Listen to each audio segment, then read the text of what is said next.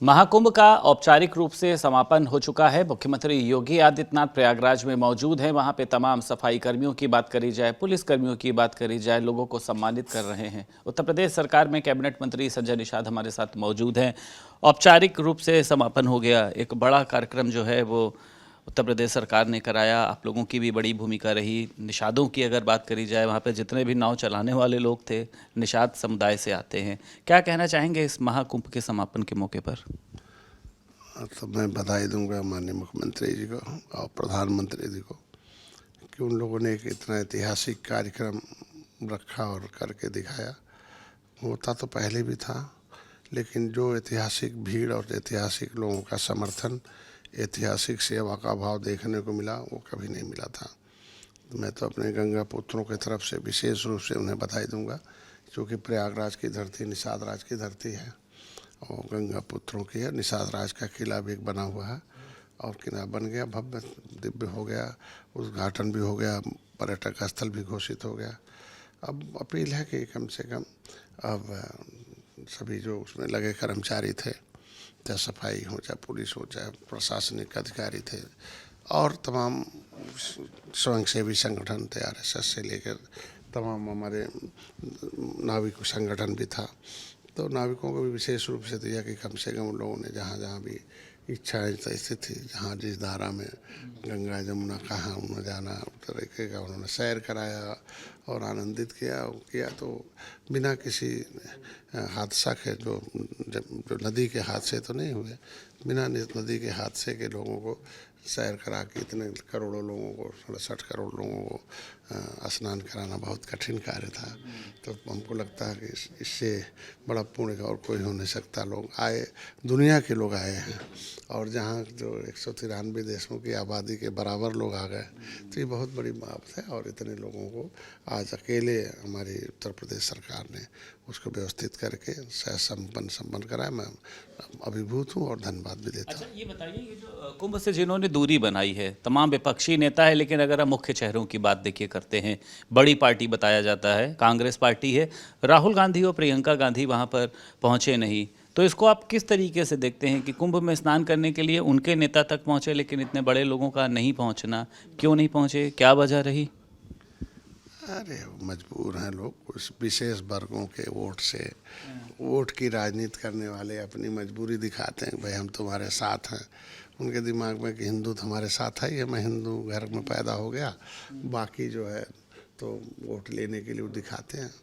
और उनके लोग आए, हमको लगता है कि नहीं आए, लेकिन लोगों को बधाई देनी चाहिए, धन्यवाद देनी चाहिए कि इतने बड़े आयोजन के बाद भी संपन्न हो गया। भारत के सभी नागरिक आए, दुनिया के लोग आए और उसकी प्रशंसा करके गए, तो उसका समर्थन करना चाहिए।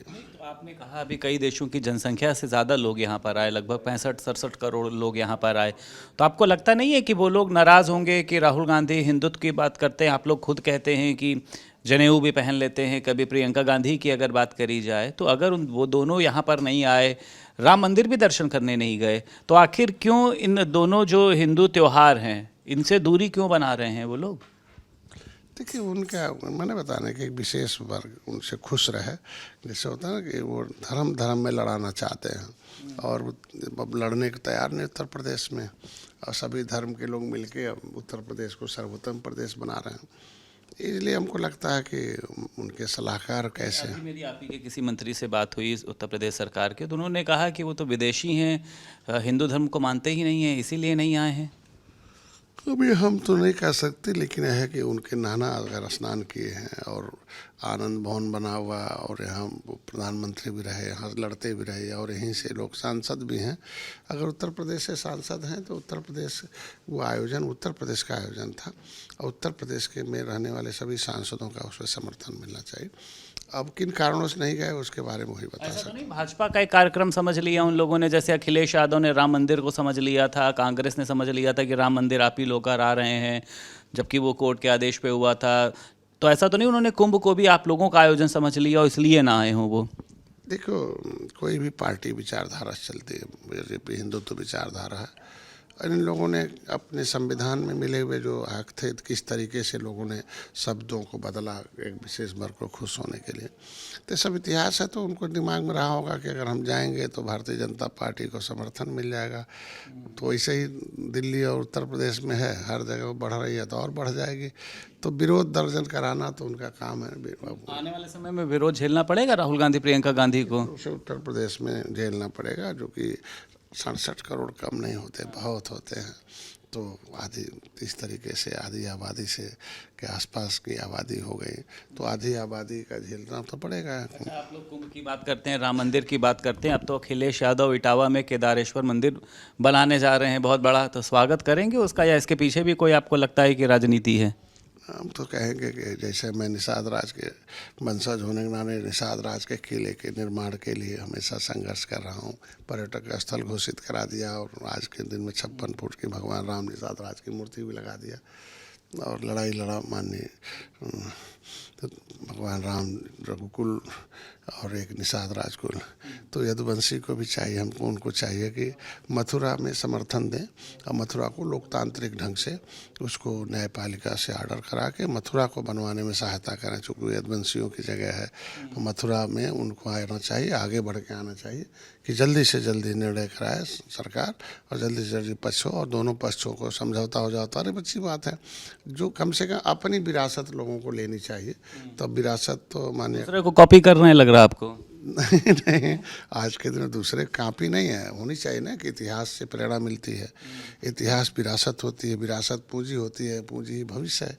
तो अपनी विरासत कम से कम यदुवंशियों की विरासत है मथुरा, उसको उन पर अपना केदारेश्वर बनवा रहे हैं, इसमें कोई गलती कर रहे हैं? गलती नहीं कर रहे हैं, वो भी ठीक है, लेकिन हम कह रहे हैं उससे पहले तो उनको अपने यदुवंशी कृष्ण के उसको रखना चाहिए। अच्छा, दिल्ली में इस मंदिर इसी तरीके का एक मंदिर बन रहा था तो विरोध हुआ था, उत्तराखंड के मुख्यमंत्री पुष्कर सिंह धामी ने विरोध किया था, अभी मुक्तेश्वरानंद ने इसका विरोध किया था कि एक जैसा जो मंदिर है केदारनाथ, ऐसा मंदिर दूसरा नहीं बनना चाहिए, लेकिन उसी तर्ज पे बनाया जा रहा है, उसी नाम पर बनाया जा रहा है। तो आपको लगता है कि इसको लेकर भी विरोध होगा? भाई केदारनाथ है, बद्री धाम है, तो ऐसे तो फिर सब लोग यहाँ बना लेंगे तो वहाँ दर्शन करने कैसे जाएंगे? नहीं, ऐसा नहीं है, अलग अलग जगहों का अलग अलग है। जैसे गंगा हर जगह से गुजरती हैं, लेकिन ऐसा थोड़ी है गंगा गई तो। इसके पीछे क्या सोच है अखिलेश यादव की कि इटावा में उसको बनवाना? हमको लगता है कि इटावा एक स्थान उनका है कि जो सैफई है, सैफई हर चीज़ों से संपन्न है लगभग। तो हमको लगता है मंदिर नहीं था, एक चीज़ कमी थी, उसको आस्था का केंद्र भी हो, क्योंकि लोकतंत्र में जो होना चाहिए, खेल, तहसील, जो भी हो सकता है, अस्पताल, मेडिकल कॉलेज, लगभग तरीके से आदर्श सिटी हो गई लगभग लोकतंत्र में, जो दिया जा सकता है एयरपोर्ट से लेके सब। तो एक चीज़ की कमी थी आस्था का, वो भी हो रहा। तो राम मंदिर नहीं गए अभी तक अखिलेश यादव को सलाह देने जाएंगे? जाएंगे, जैसे गंगा नहाने गए वैसे राम मंदिर में निषाद राज का मूर्ति लग रहा है और जाएंगे, वहाँ भी जाएंगे, समय आने दीजिए। बहुत शुक्रिया बात करने के लिए। उत्तर प्रदेश सरकार में कैबिनेट मंत्री संजय निषाद हमारे साथ मौजूद थे और साफ तौर पर उनका कहना यह है कि अखिलेश यादव को मथुरा के मुद्दों को लेकर समर्थन करना चाहिए, जो उनकी एक अपनी प्रवृत्ति रही है उसका समर्थन करना चाहिए। केदारनाथ मामले पर हालांकि इनका भी बहुत कुछ बयान सामने नहीं आया है, लेकिन इनका कहना यह है कि जो यदुवंशी हैं उसकी परंपरा को आगे करना चाहिए और उनका एक मंदिर बनना चाहिए। लखनऊ से वीडियो जर्नलिस्ट मेहंदी हसन के साथ संदीप खेर, भारत समाचार।